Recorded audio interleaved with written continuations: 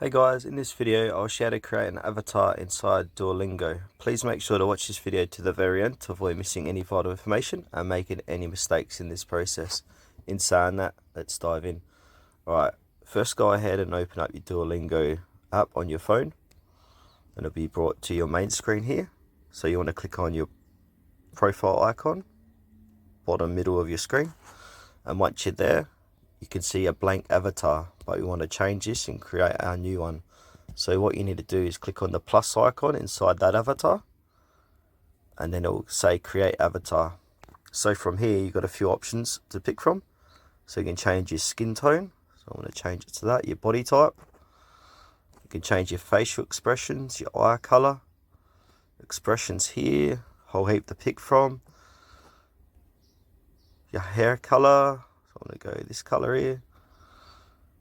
You can add some glasses, like so. Add a moustache. And yeah, as you can see guys, you can have a full play around with all the different settings. You got wardrobe and all that stuff as well. Yeah, so that's it guys, how to create an avatar on Duolingo. Thanks for watching this video to the very end. Please consider to like this video and subscribe to our channel if you found it helpful. We really appreciate it and it helps us out a lot.